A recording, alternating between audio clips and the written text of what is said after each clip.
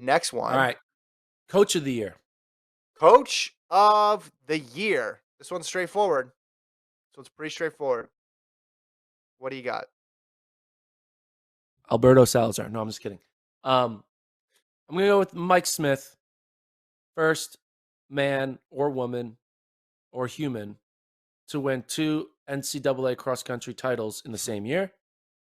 Never happened again because of pandemic, or unless we have another pandemic part 2, the second coming. Anyway, but yeah, Mike Smith, NCAA championship in 20. He, after not winning in 2019, coming back and winning back-to-back, their second one was more impressive than the first one, in my opinion, because the second and third and fourth place teams from the March championship returned everyone. NAU lost Luis Grijalva. They lost Blaze Farrow, but they were able to still refill, reload, and win even more convincingly in the fall of 2021. So I'll go with Mike Smith, NAU, my 2021 Coach of the Year.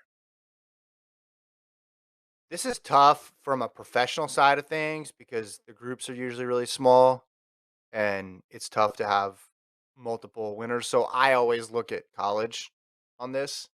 I went with the college coach too. I went with Dolce Taylor of BYU. Remember, they had the cross country title in March and the indoor DMR back to back, which was impressive.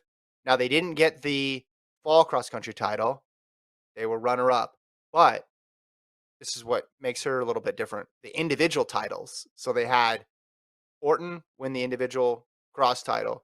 You had Courtney Wayment going back to indoors last year, winning the indoor 3K title. And then outdoors last year, Anna Camp won the 1500. So every single championship, BYU walks away with multiple titles, it feels like, and always gets either individual or a team title. So I went with Taylor at BYU.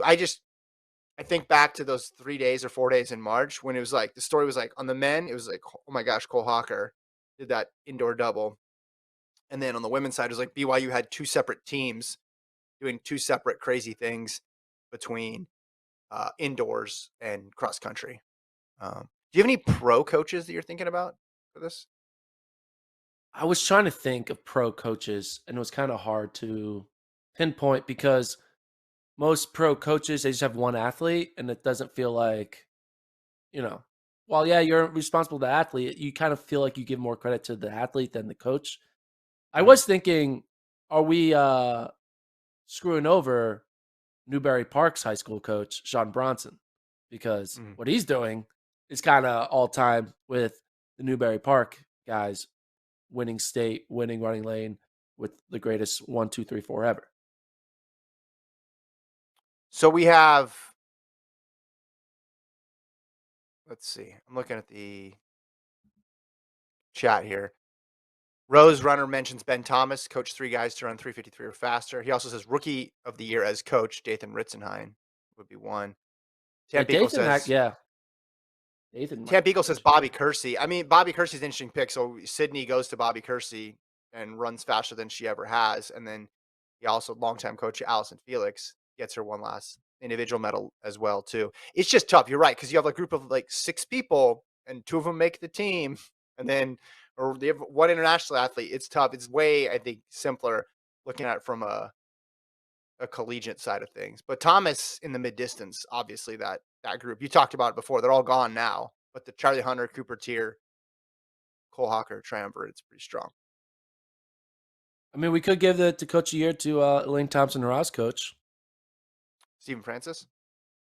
And then that's like be the situation when you win coach of the year, and then like you get fired the next season. That happens in sports, right? Coach of the years get fired. Yeah, for some strange reason it does. Yeah, now we don't know what's going on. He lost both those athletes. Yeah, it's a good pick.